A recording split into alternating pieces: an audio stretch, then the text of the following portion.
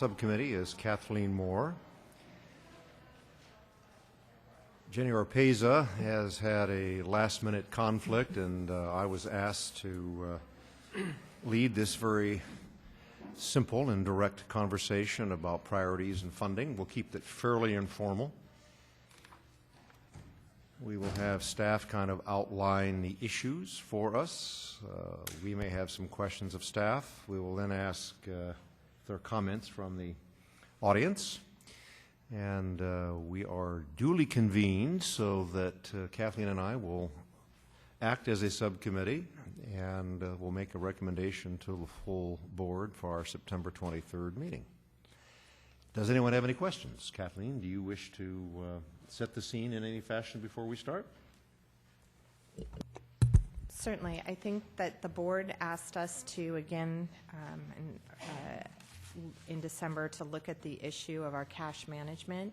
And while we have this lull period at the moment without additional cash infusion, it's an appropriate time to look at how we move forward in the future.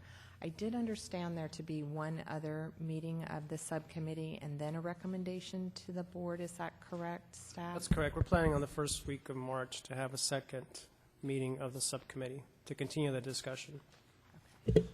Oh, I thought we were going to wrap it up today. I stand corrected. Very good. Then this will be our first of at least 2 meetings. Any other questions or comments? From the audience, please. Yes. Who is on this committee? Is this the full extent of the subcommittee? Or There are 3 of us on the subcommittee. Jenny Orpeza, who, once again, this is not a good day for me. There are apparently 4. If I looked down here, I would see all 4. It is right on our agenda. They are Jenny Orpeza, who is the interim chair, Assemblymember Joan Buchanan, Kathleen Moore, and me, Scott Harvey. Jenny is with the Department of Finance. Assemblymember Buchanan obviously is a member of the legislature. I am the acting director of the Department of General Services, and Kathleen Moore is representative of the Department of Education. Any other organizational questions or comments before we begin, which is discussion of the issue of cash management?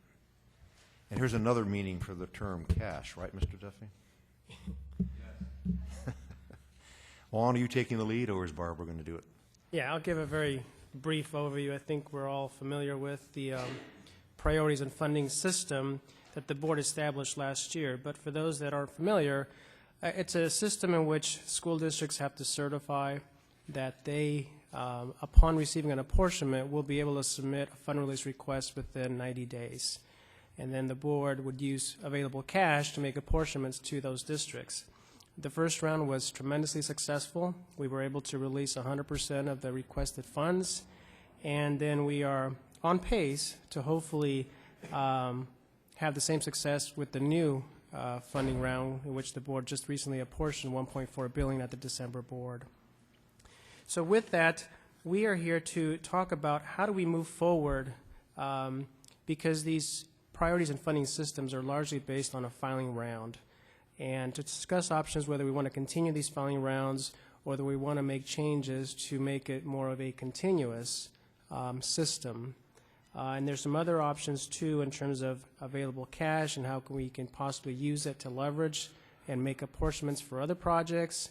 And then lastly, there's more of a technical issue that we have with the current system, as well as any one of these options that we want to discuss with the subcommittee in terms of how we move forward and fund projects when we go through the list. But with that, we'll get started and go through each of the options. And for the record, I guess what I will say is, since Kathleen and I are not a majority of the subcommittee, we will certainly set a subcommittee of the subcommittee, and perhaps when we get together in March, our comments and the audience comments can be summarized, and we will at that point probably officially make a recommendation. So to say again, now that I know there's a second meeting, and now that I know that we don't represent a majority of the subcommittee, this will be really a fact-finding time. Catherine and I will ask our questions and make our comments, but there will be no votes, no recommendations, because we don't have a majority of the subcommittee here today. That's not to say we're going to reinvent everything in March. Hopefully we can kind of summarize what we've accomplished today, if anything, and then ultimately vote on the recommendations in March. Okay. So under the options for moving forward, we've tried to lay out a few different approaches that the subcommittee may wish to consider. And with any of these options, they could be considered on this as-needed basis that we've been operating on, or we could consider more permanent changes to the program. So I think in anything that you're evaluating, you do have that flexibility to make it a permanent program change as well. But option one builds off of the previous priority funding concept with the rounds, but it works to make a more seamless process. And what this option does is create a modified priority funding mechanism. And under this mechanism, there would be basically two lists. We'd have our unfunded list that we currently maintain on a monthly basis. We would keep adding projects to that, but rather than having the board declare priority funding rounds and having all the districts certify at one point to get in line for cash that becomes available, we would create a second list, which would be a list of folks that are ready to go within 90 days of an apportionment, regardless of when the cash becomes available. So if there's cash today and you're sitting on this new list and the board makes an apportionment in February, you're ready to go within 90 days of that February apportionment date. This would not be dependent on the bond sales or large amounts of cash becoming available for apportionments. This would help us deal with any residual cash that comes in the form of rescissions or the little amounts that we do get on a regular basis. So again, it would be two lists, the regular unfunded list and then people that want to participate in priority funding no matter when that cash becomes available. Now, there are some benefits to this system, one of which is that if we have an ongoing list, the state treasurer could use this list to help us gauge exactly what types of bonds need to be sold so that we don't have the issue where different propositions receive differing amounts of cash that we're splitting receive dates or board approval dates based on bond source, so that the state treasurer would know we've got a group of individuals ready to move forward and they're in these particular bond sources, and they could just look at the new list and wouldn't be any additional step there. We could provide that to them on a regular basis. This also would help, it would help reduce the amount of time that districts and staff spend preparing for these priority funding rounds and trying to turn everything around very quickly.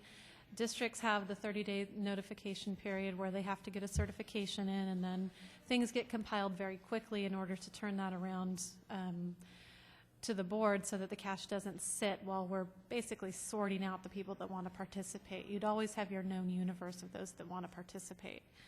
And also it would allow districts, it could be structured to allow districts to control when they want to be on this list and when they want to come off. Now, one of the questions that we would pose is how can we make this mechanism work so that it's fair yet still allows flexibility but doesn't cause problems with the administration. But if a district is ready to go at this point and they know they can come in within 90 days, then they could request to be placed on this priority list. If something changes and their project is no longer in a state of readiness for the cash, they could request to come off of that list, and there would be basically no penalty. They'd go back over to they'd remain on the unfunded list in the order that they're currently in. So it sets up an alternative process that just kind of helps us smooth out the rush to get everybody onto a certification list and then having it expire right after the board makes apportionments and then having everybody do the same thing again. So it's more of a flow basis, trying to evolve from the system that was already in place and also allow districts to get a little bit of planning in there for when they want to be considered and when they don't want to be considered. So we also would ask that if we're considering this, we need to take into account how we do it and how long a certification should be valid for. If a district says today, I want to be part of the priority list, do we hold them to that certification for a year, 6 months, 3 months? And is it the district's responsibility to notify the board and OPSC if anything changes, or is OPSC going to go out and seek to get recertification or to do a survey and ask folks if they're still interested? So whose responsibility is it to make sure that priority list maintains what districts actually would like to do? And then some of the questions that are raised here, the 90-day requirement. This would keep that 90-day requirement that was established in priorities and funding, and there really isn't any mechanism. It continues the 90 days, so you may have districts on the list that are only participating in priorities and funding and doing 90 days because that's the only opportunity for cash. So you do continue that in this system. It's that strict 90 days. And then we do have one other issue, potentially. It could be a good problem, but if we do receive enough cash to cover everybody that's on this secondary list, the priority list, and we still have folks on the unfunded list, and if we have excess cash, what do we do with those unfunded approvals that have not asked for the cash under the 90-day timeline? So that's a question that we may want to start looking at, whether we just go down the unfunded list in the traditional 18-month timeline, if folks need to come off of the list at a certain point. So it raises that question too. We don't have that problem yet because we still have a lot of people that are willing to come in 90 days, but that might be something that needs to be looked at in the future. Would you like me to go on to option 2, or did you want to address this one now? I would prefer we take them one at a time, Okay. if you don't mind. Ms. Moore, do you have any questions of staff? I do. When a project is placed on the unfunded list, are they then frozen in time in terms of any eligibility considerations or other such considerations? So in essence, considered complete, and that's my question. Yes, there's no eligibility rejustification necessary for those projects on the current unfunded list, and the board took action to not require any financial hardship re-reviews. So we have those emergency regulations that were approved for an additional 6 months. So right now, once the project goes to the unfunded list, it's ready to go. There's no rejustification needed before the apportionment happens. So for instance, then a project in your first scenario that chooses not to go in for the funding list but remain on the other list could remain there ongoing and never be reassessed in terms of eligibility, financial hardship, any of those issues for two or more years. That's we already correct. have projects on there 2 years old, don't we? That's correct. Okay, thank you. And part of the question that Ms. Kaminer raises whether the subcommittee or the board wants to take a look at those projects, knowing that we're depleting our bond authority and we have bonds committed to those projects that may not be ready to move forward. That's something that the subcommittee will want to consider. Thank you. Have you had the opportunity to reflect on our first 2 priority funding rounds, and would you offer any lessons learned? Would you tell us anything more about what we should be doing going forward if we adopt this kind of priority list that you haven't put in here? I think, well, given the success of the first round in terms of the districts that came in, that has worked. What I think staff could suggest to the subcommittee to consider is the time that districts have to do to submit a certification, resubmit another certification, staff time to review these certifications, match them up with the unfunded list. It may not be the most the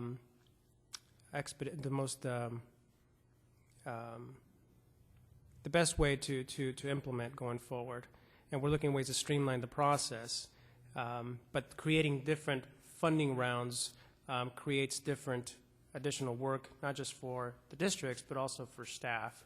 And that's why this option 1 tries to address that moving forward. How do we do it on a continuous basis so that districts don't have to keep resubmitting certifications? Staff doesn't have to be, reevaluating those certifications.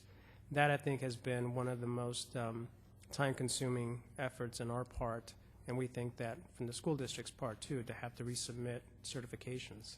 With that as the backdrop, would you think a recertification on a 12-month basis would be equitable and fair?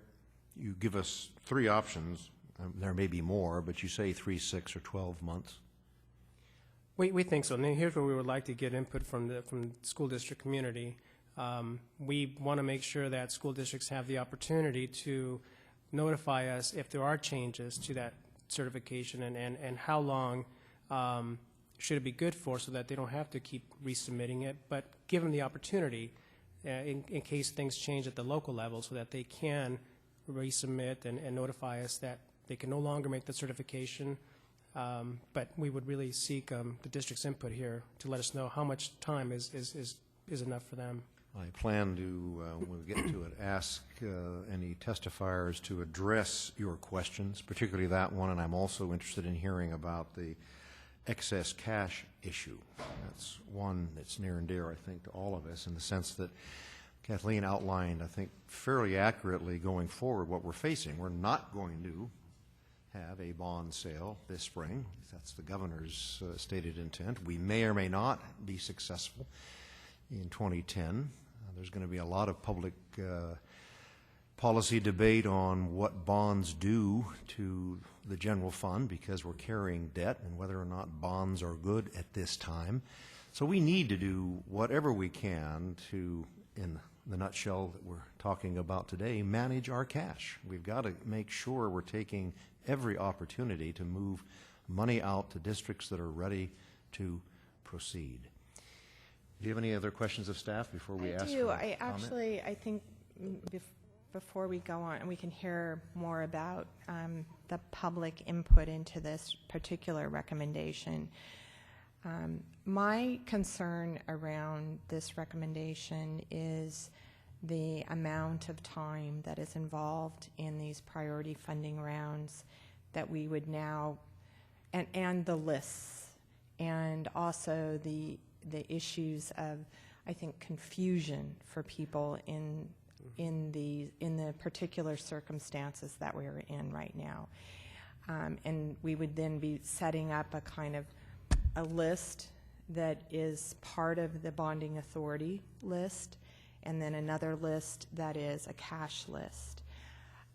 I'm more interested in perhaps the consolidation of these lists with this framework. And I know we didn't, it's not proposed in our discussion today, but perhaps for the March 1st meeting, we could come back with some analysis of really what I would term a more cultural shift. And that is, prior to our current crisis, we had a system that worked on the 18 months for construction. You received your apportionment back in the day. The cash followed. You had 18 months to perfect that apportionment and come in with 50% of your project under construction.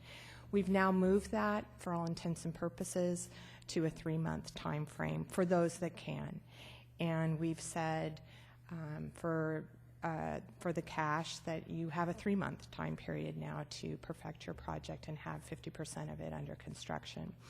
We're never, from what we've heard from in finance, returning to the days of the pooled money investment board funds.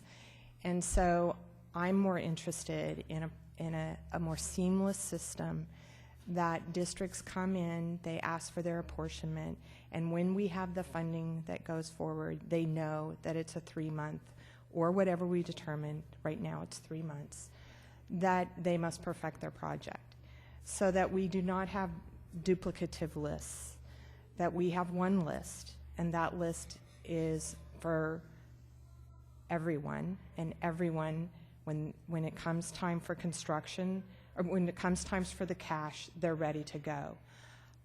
Otherwise, they wait it out and then present their projects when they can meet those circumstances.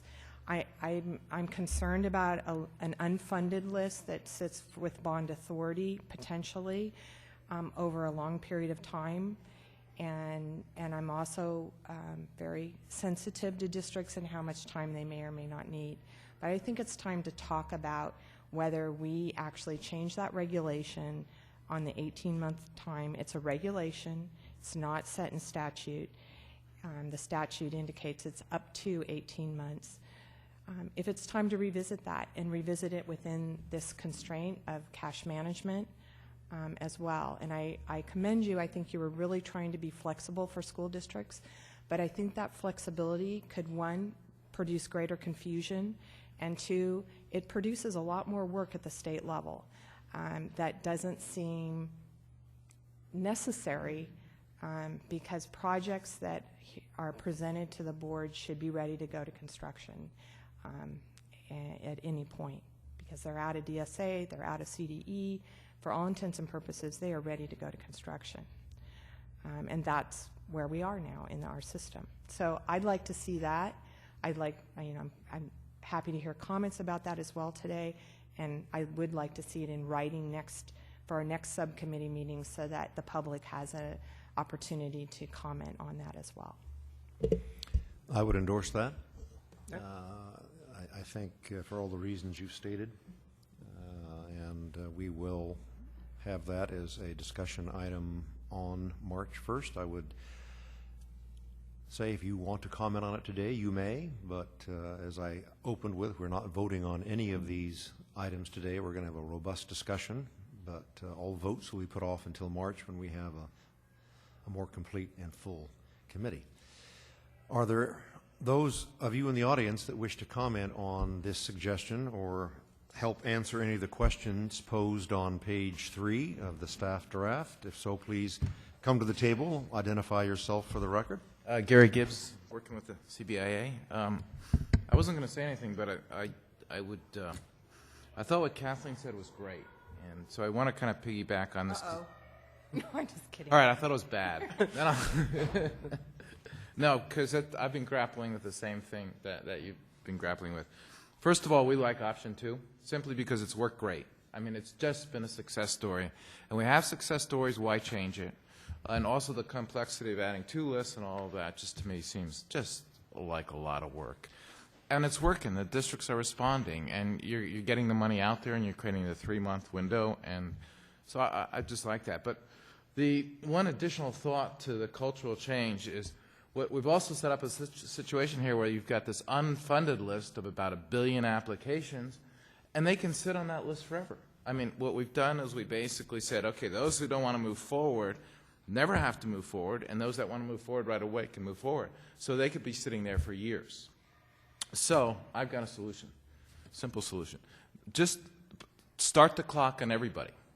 In other words, when they're on the unfunded list, they've got 18 months. When they get down to 3 months, you stop the clock. And what you're saying is then when basically the next bond comes in, you start the clock again on everybody. So anybody who's with 3 months left must file. So they're not out of the list, but the next time, so they have an 18-month timeline, and then they go till 3 months, because right now we're giving 3 months before they have to file a fund release and move ahead. So anybody who's down to 3 months, when the next bonding cycle comes forward and we sell the next series of bonds, those people with 3 months left must move forward. So it's a way to accomplish both, in the sense you've got the 18-month that's continuing, but you're not going to penalize those guys who, if there's no money available. So then they sit on the top of the line and they must move forward. So maybe something off of that. I'm not saying that's the right answer, not the right answer, but it certainly addresses the integrity of moving the 18-month forward. All the projects, otherwise those projects that will never build or want to wait 3 or 4 years can sit there, and we need to flush that money back into the system right away. We just can't let them sit there forever. I have a question about that, Yeah. and it's really of staff, Gary, but it's brought up because of your comment, and that is, are there projects on the unfunded list that aren't 18-month projects? I mean, in my mind, critically overcrowded schools and charters have a different time frame. So are they on the unfunded list with potentially more time than 18 months? I think it's slightly different. The charter and the COS have different time periods to submit a funding application and get on the unfunded list. But once they're on the unfunded list, and they get an apportionment, the time for a fund release is where the board will make the determination whether it's on a 90-day or under the old 18-month. But they're on the unfunded list awaiting an apportionment.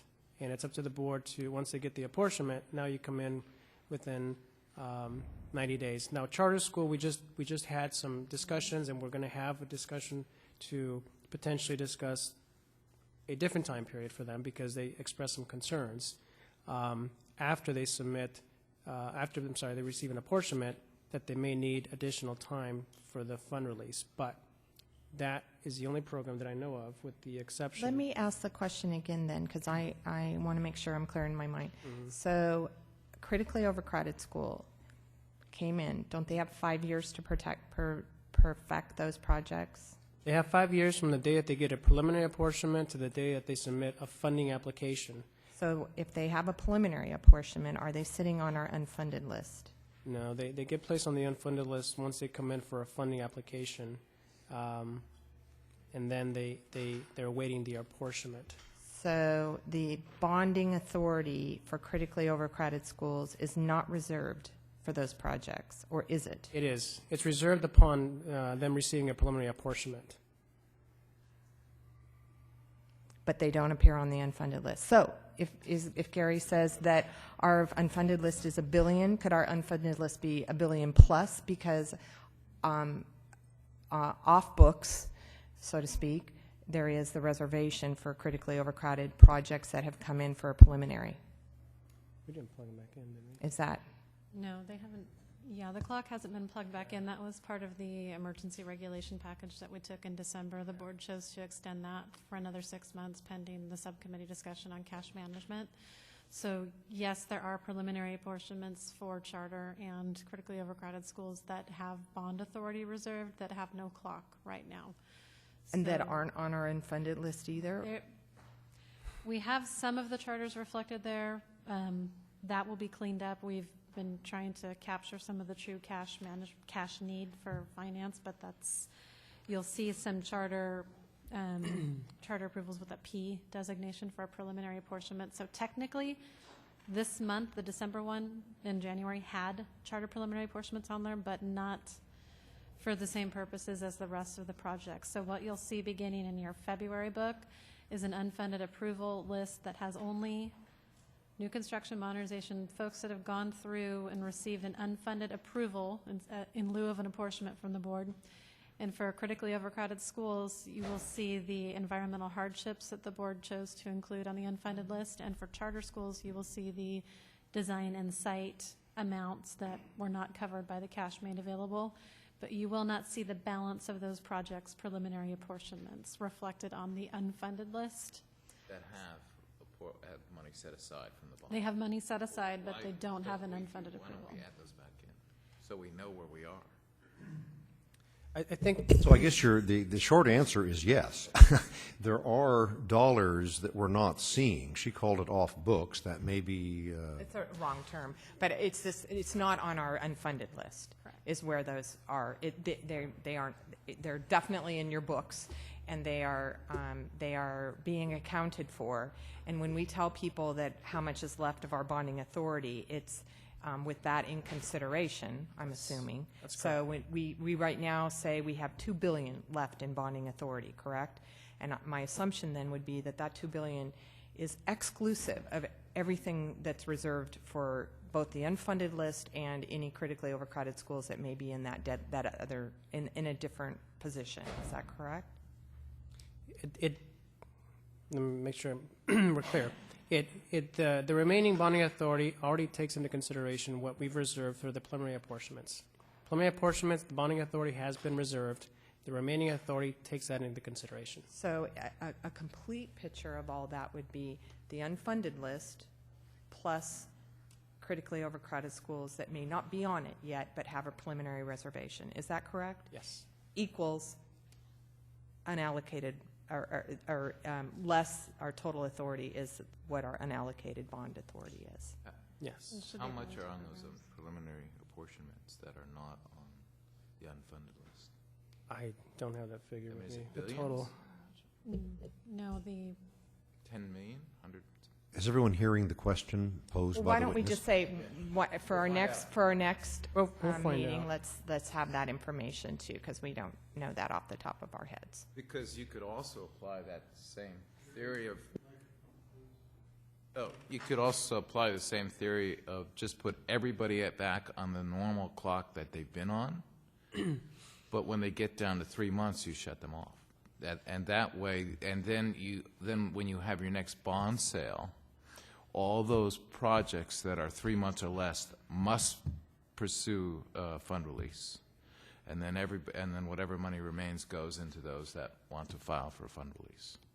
That way, no one's really jeopardized. They all are on the same timeline, but they don't. Their timeline doesn't run out. We're just saying, let's trigger. Let's not let applications sit on the docket for 18 months, and then all of a sudden, 4 years down the road, we have enough bonding, capacity, and then they trigger the 18 months again. I just don't think that's healthy. So anyway, some hybrid like that might work. Thank you so much for your observations. Mr. Duffy, are you wishing to talk about option number 1? Yes, and a couple of other comments and a question, if I may.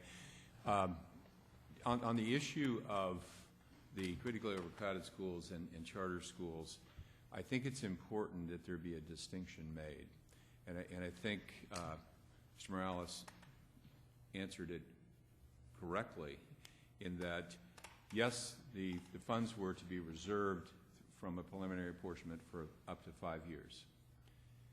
In that, there is a reservation of bonding authority for those projects. It's different than projects that are sitting on the unfunded list because there's no bonding authority reserved for them. There is no bonding authority reserved for projects that are on the unfunded list, but there is bonding authority reserved for critically overcrowded schools and for charter schools, so that when they are perfected, and this gets to, I believe, your question, Ms. Moore, when they are perfected by the district is assured that when bonds are sold, the project will be funded. One clarification of that, Tom, and maybe, I know we've had these discussions before, but the unfunded list currently, the board took the action to say, we will have an unfunded list until we are done with bonding authority, and then we will make a decision around any projects thereafter. So in my mind, projects that are on the unfunded list have bonding authority reserved. If the unfunded list is, I would concede your point, but if the unfunded list is something that then exceeds the authority that is there, and that's something that we will certainly encounter soon with regard to new construction, the board's regulations, the emergency regulations, do not account for that, but it's something I believe that the board will be, they'll hear from us, and they'll potentially Right, hear it was from my others. recollection that when we created the unfunded list as a state allocation board, we were very distinct in that there would be an unfunded list only until we were acting on an unfunded list only until the bonding authority had been exhausted, and that we would leave for a future decision whatever we wanted to do in terms of an unfunded list after bonding authority had been exhausted. I agree with you. That's what the board did. What I'm identifying, I believe, is that clearly for a critically overcrowded schools project or a charter project, there is already identified a certain amount of funding for those projects, and they are reserved. So to the point I think you were making a few minutes ago, when we get to the point where we exhaust bond authority, we haven't exhausted bond authority for those kinds of projects because they are treated differently. And I think that that's an important distinction for the board, the subcommittee, to to recognize, and I think for the board to recognize. And I'm just making that as a comment. When we negotiated the COS program, we negotiated it as a finite period of time. That finite period of time has now been extended because of the freeze that occurred and the unplugging of the clocks. The clock has not been plugged in for those projects or for charter projects. So are you asking, Mr. Duffy, that issue be addressed? I think it's important that it be recognized, because I think in the discussion that was had with the board on the COS issue and the reserve funds being moved over, I don't know that the board was fully cognizant that they're being treated differently. Okay. So that was one item that I had wanted to address since it came up. The other is what is the amount on the unfunded list today? It's about 1.4 billion. 1.4. Okay. And this goes to the issue of the board's genius in coming up with a mechanism to encourage districts at a very difficult time to move forward with projects. So we celebrated that with you. We supported it and continue to support it. I think if you move away from the 90 days, I think that diminishes that encouragement. So we believe that the board did what was necessary. It was successful. We would encourage you to continue to do that. It may be that you're approached by districts that encounter some issues, and maybe you take those on a case-by-case basis. But just on whether it's option 1 or option 2 or something else, Mr. Harvey, Cash believes that the 90 days is worked. It's been successful, and I think you need to continue that. On an issue that I think you brought up, Ms. Moore, do we need more than one list? One way to approach that is to identify that we have a list. It's state order. Everyone sees what's there. If there is not another bond sale in March, and that appears to be the decision, if there is not, but OPSC in their work unearth other real funds that are available because projects release funds.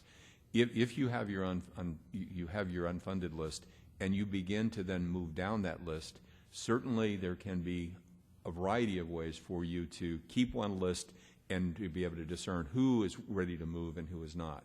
So I like the idea of not confusing things with more than one list, and giving OPSC and districts the ability to communicate with each other as to, if we have $50 million, conjecturing at some point in time in March, can the board apportion 50? Then where do we come down to, and give districts the option of opting in or opting out? And I would ask that you and others help us with the simplicity. I think that is important now for school districts. We could potentially have 3 lists in the future. We'd have our unfunded list before bond authority. We have our 90-day ready list, and we have our post-bond authority unfunded list.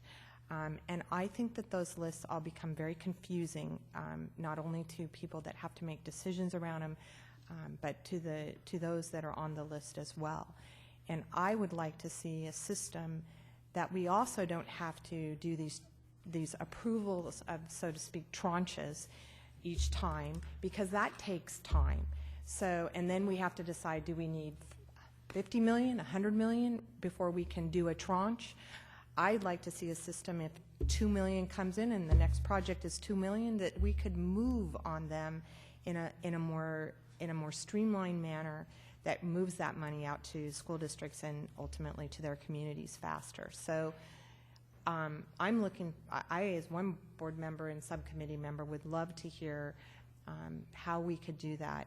Be simple to our public, be transparent to the public, and move funds out into school districts and communities in a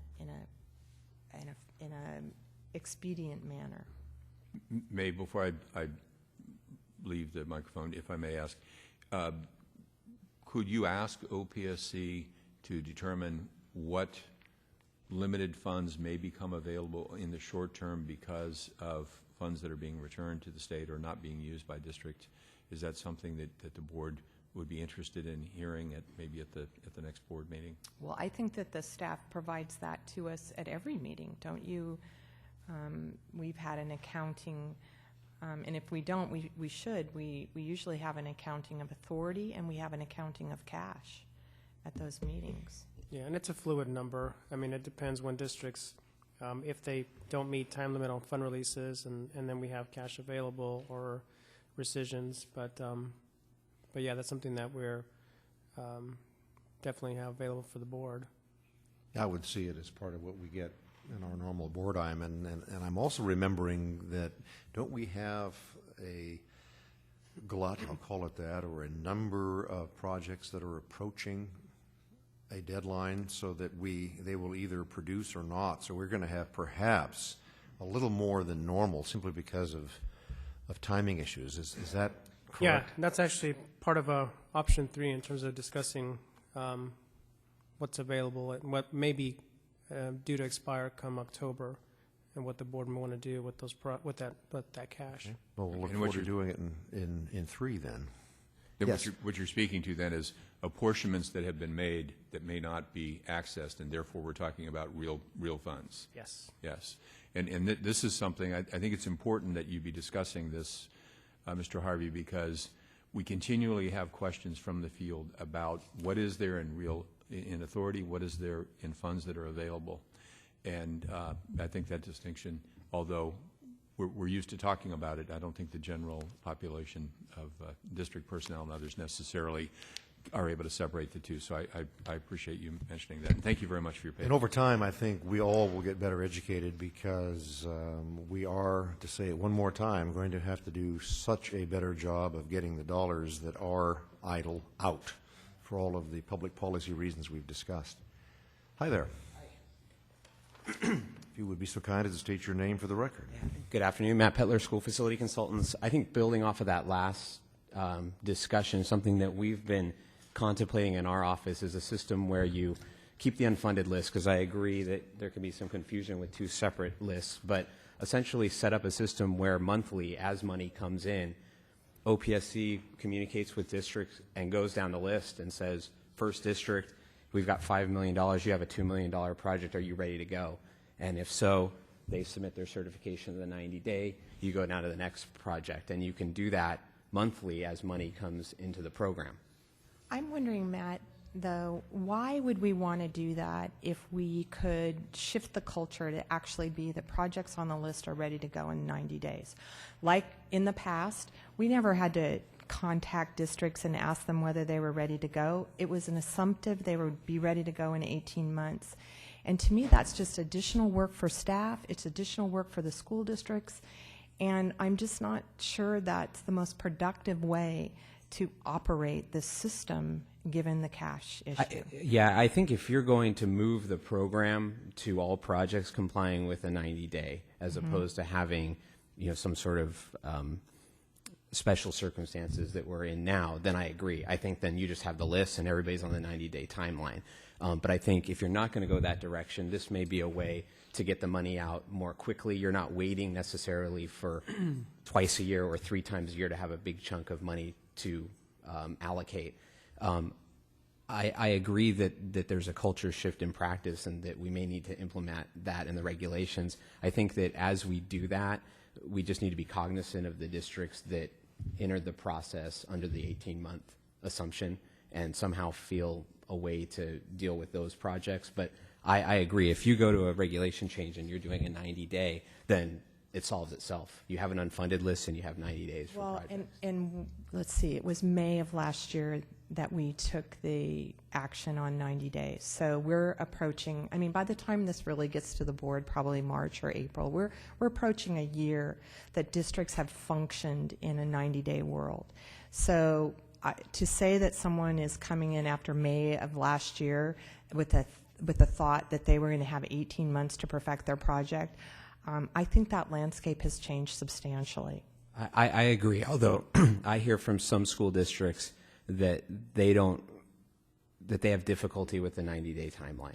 And not that they don't know that it's out there and it's the new shift, but that they submitted their applications on the assumption of 18 months and would need to, I think, voice those concerns when we all are engaged in a dialogue about changing the regulations. And as we're engaged in that dialogue, I would appreciate seeing exactly what the problem with 90 days is.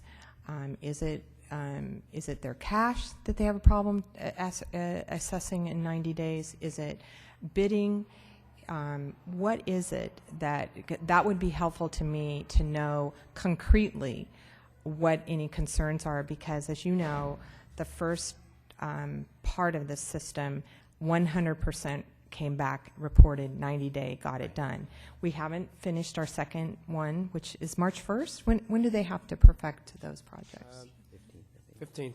March 15th. 15th. We'll have another set of data. And I'm interested in what is the outlier of that data that we may need to be knowledgeable of. And I agree those districts need to be at the table. Just a couple things I've heard anecdotally. I have heard some on the bid process that some districts have a timely process there that makes it more difficult. But the bigger thing that I've heard is larger districts that have many projects on the list and being able to functionally do all those projects concurrently, that they face some difficulties, and if they're required to move them all forward in a 90-day timeline, that they feel that they have so many projects that becomes logistically. And then I would be interested in how can we assist with that system given the change in cash management? Because in the 18-month system, you had the same problem. You may have spread them out over the 18 months better. So how do we help districts deal with that problem? It's a good problem to have, I think, but that problem, and yet make sure that we are maximizing the cash available. Right. No, and I agree completely, and I did not debate at all that districts know the world we're in and have known it for quite some time. I just wanted to share some of the concerns I have, and again, those districts need to be at the table with those concerns if we go to a regulation change to shorten the period. Thank you. Any other comments before we move to option number 2? We've kind of blurred the options in the discussion, but that's the nature of the. Good afternoon. Believe it or not, there are no time limits. I won't be able to call 2 minutes on you, Mr. Smoot. Good. This is an So informal, you're mine for the rest of the informative. day. Lyle Smoot, Los Angeles Unified School District. Thank you very much. Los Angeles has been a major player in the 90-day timeline, and I think it's a great program. I would ask that when you come back in March 1st, is that when you're going to have the final discussion about this or whatever, that you have some information about the effects of changing to a 90-day timeline from the point money is available. Because right now, in essence, we really have about a 150-day timeline, because you get money in, you ask for districts to submit their letters, you make the final action, and then there's 90 days from there. So it's really kind of in my mind anyway, it's about a 5-month timeline right now, and I think that works real well. I'm just visualizing in my head if, for instance, we've had some surprises about money becoming available, and the money just, boom, it's available in the next board, there's an action, and you've got 90 days from that time. The bidding timeline is really, really, really tight. Right now, I think a 5 months timeline, which in my mind, that's what we have. There's enough time to bid it, and if necessary, do some additional work and maybe even rebid it if you're really tight. With a straight 90-day timeline, I think you're going to see it have additional problems. So I'm just asking you to consider potentially, if we go to this, I'm not opposed to it. If you go to it, maybe you ought to make it a 120-day timeline to really make sure that you've got, in essence, the same program as you currently have. Thanks. That's a fair item to discuss, but how much should we put out the door on 90 days in our first go-round? $408 million. And how much, where are we on number 2? At least about $600 million has been released. Okay, that's a good track record, Mr. Smoot. Well, and I hear your comment in that districts had about a board meeting, maybe 2, that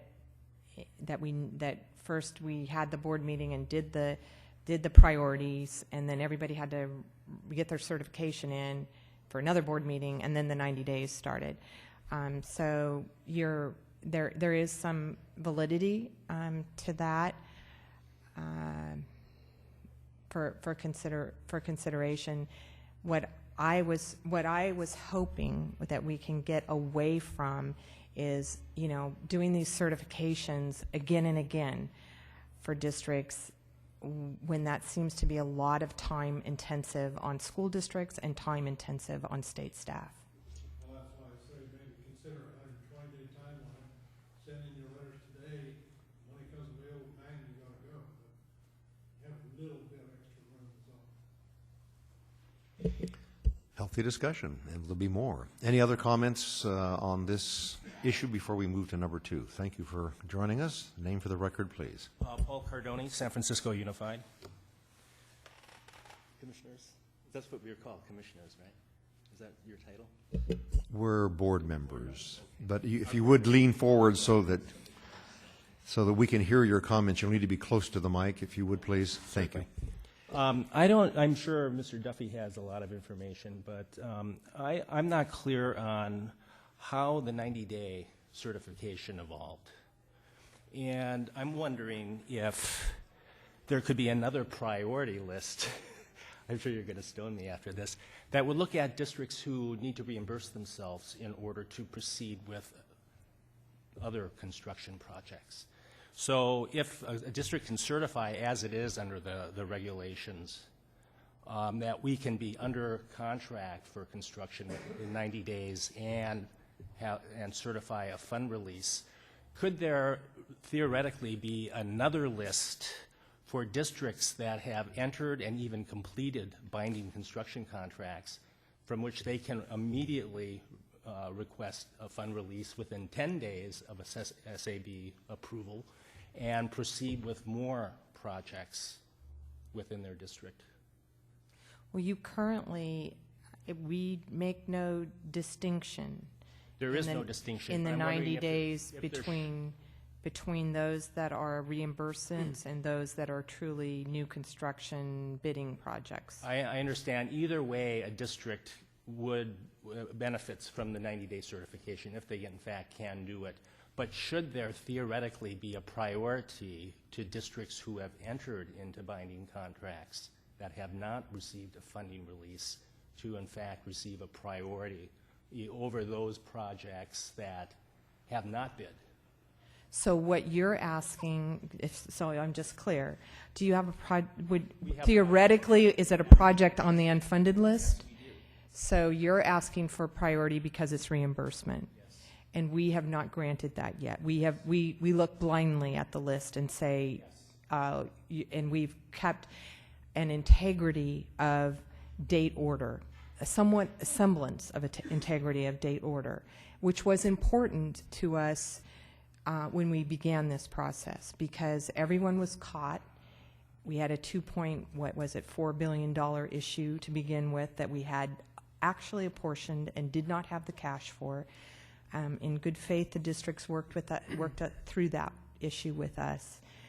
And one of the main concerns that was addressed throughout all of these proceedings was integrity of the list. And what that meant was date order. And so I think we would have to think seriously about reimbursements to districts. And I get your point. They went out on their own dime and did it, and now are in line for their project cost. But I know a fundamental issue as we entered into this system was integrity of the list, and nobody got priority other than those that were ready to go in 90 days, and obviously a reimbursement is one of those. But food for thought. Thank you. And just to follow up on that, Ms. Moore, I think another consideration would have to be the equity issue with financial hardship districts that cannot move forward on their own. Oh, thank you. Okay. Ms. Moore, any final comments on number 1 or option 1 before we move to option 2, which is really almost a subset because we're continuing the current model with clarification on timing of new rounds? Barbara? And a lot of the comments have related to option 2, but basically things would remain the same. However, we would be seeking whether the subcommittee or the board would recommend certain time points at which we establish the priority funding rounds so that folks can sort of predict when this is going to come about. Do we time it to the bond sales? Are there rules for if we accrue a certain amount of cash that we could then allocate? Do you want it to be 30 million, 40 million, 50 million before we set another priority and funding round? That could be done within the existing regulations. We might have some flexibility to know what the board's wishes were and set them at that time. The monthly concept that's come up would be another way to address this. We could modify the regulations to where it was a subset that we can do this more on a flow basis. But basically the question here is, within the existing priority system, how often should we do these rounds? And we want to get the timing down so that it can be more helpful when the bonds are being sold, so that we get out ahead of it, so that the right bond sources are used when we're receiving the cash, so that we have an adequate list that we can give to the treasurer that represents our true need, and also so that we're trying to not cram this into the last couple of weeks right after the bonds are sold. So just get a little ahead of it so that districts aren't rushed, they can make good decisions, staff can prepare a good product for you. And when would you like us to come back and have these rounds? We'll have that for March, because I think there's at least two of us that are vitally interested in a more simplified single list that doesn't have some of the constraints and issues that you've just outlined. Does anyone wish to comment more on option 2? Fine, then we will go to the cash leveraging model, number 3. This option targets cash that's available that was apportioned under the old system. These districts were apportioned $233 million. They had up to the 18 months, and most of those are set to expire in October. So the idea behind this system is that you basically use that cash that's available now and leverage that to apportion other projects, which means that you would have not just those funds committed to those projects in the 18 months, but the board could use the 233 to make new apportionments, potentially under the new system. And this is something that the subcommittee did discuss back in October, but now we have less cash. It's $233 million. There's obviously some risk to this. The board could use proceeds from a future bond sale to replenish the 233, cash from the rescissions, basically additional cash that becomes available. So what you're doing is you're using cash that's been apportioned to projects and leveraging that to make apportionments for other projects. Again, this is something that the subcommittee discussed last time. We thought we'd bring it back to see if the subcommittee wants to consider this again. There's some timing issues because most of these projects have up to October to submit their fund release, and if we start this process, we need some regulation changes. Going through that rulemaking process may take a while. So again, something that we discussed last time, but thought we'd bring it up again for discussion. I take it that last comment could be intended as a suggestion that we wait until October, only because we'll have a better idea of how much money is available at that point in time. Yeah, and again, the school districts come in at any time between now and October and submit their fund release request. The other thing, I guess, that goes without saying is it is all about risk, and you could do a subset up to 233. You wouldn't Exactly. It doesn't have to be the full leverage the entire amount, and I would also believe that the Department of Finance, so I would seek their comment and advice on this as well. If they are comfortable saying anything today to help set the scene, I'd appreciate it. Otherwise, we can wait until March.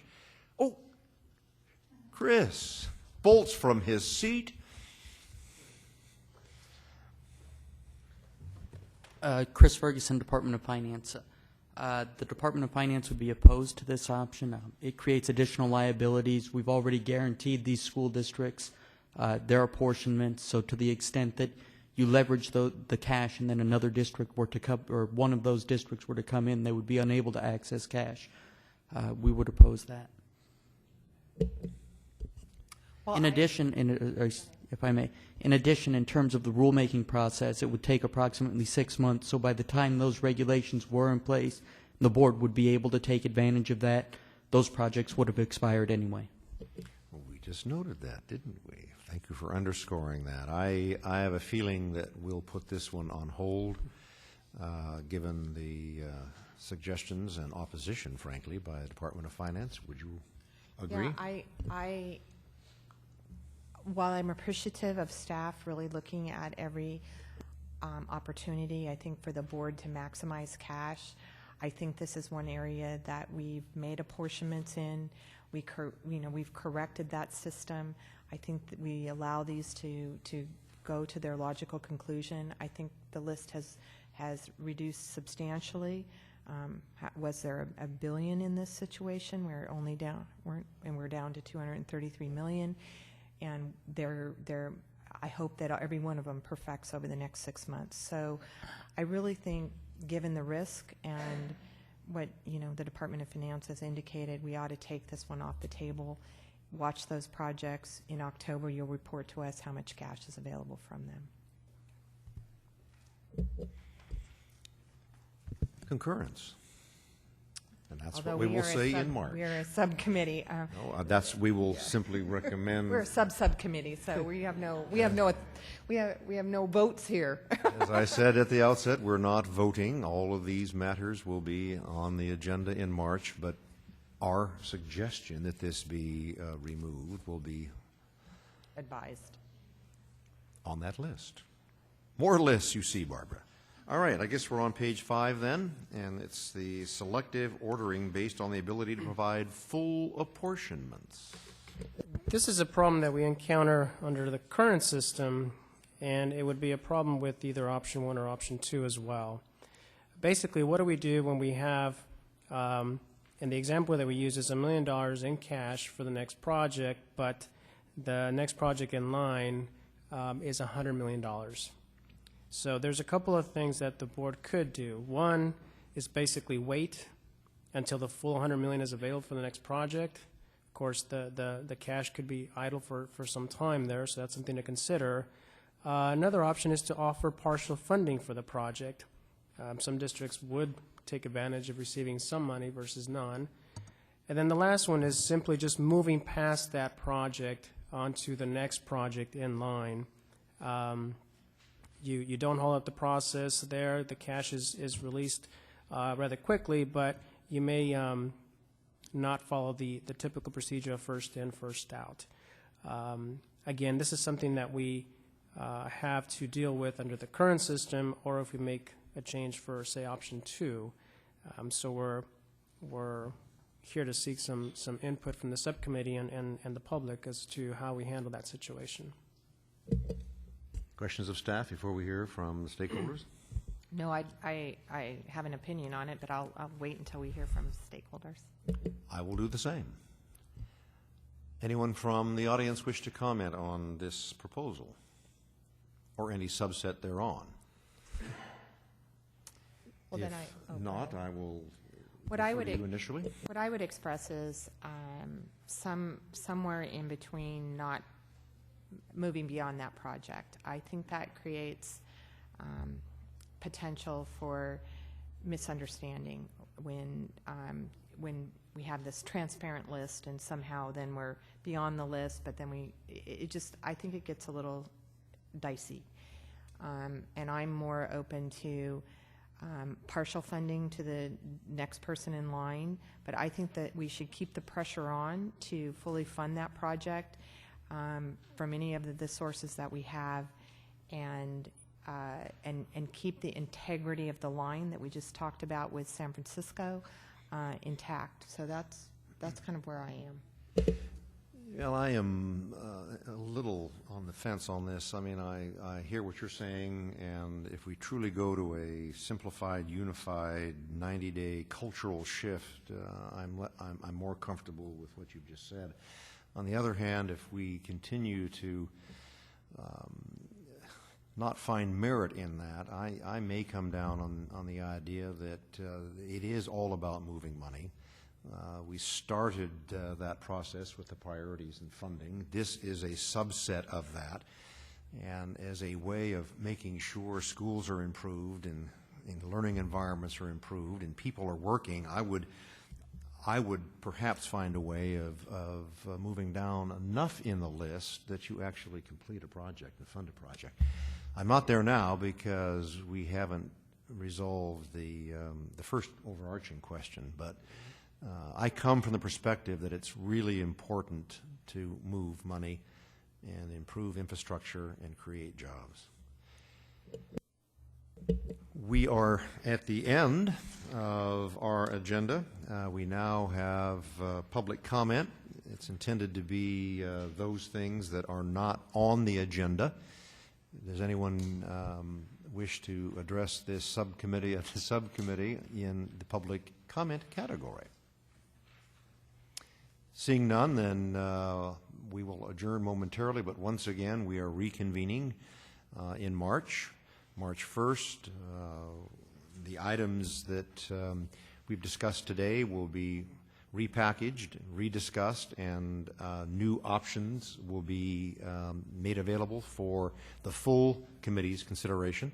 It's our expectation that we will hopefully vote on all, if not all, most of the issues, and then that subcommittee report will go to a future full board meeting.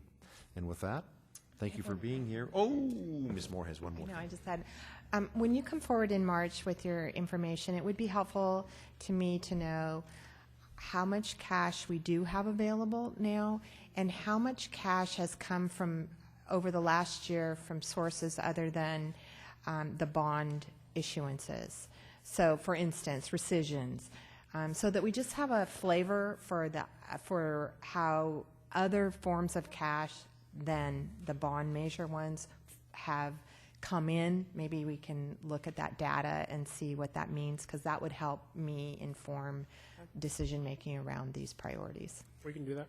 Thank you. And again, my recollection of cash management was we were going to be as aggressive in those other categories, not just bond money, knowing that we do have some improvements in regulations or policies that a subtle change or a redefinition could make more projects active and fully committed.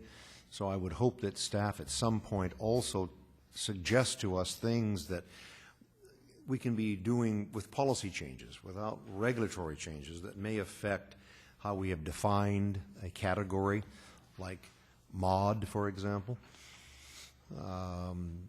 There may be others examples of that, but subtle changes, appropriate changes can also move money, and I would hope that you would agree that that's part of cash management. Now are we prepared? Thank you all for being here. We make better decisions when we hear from all of you. Thank you.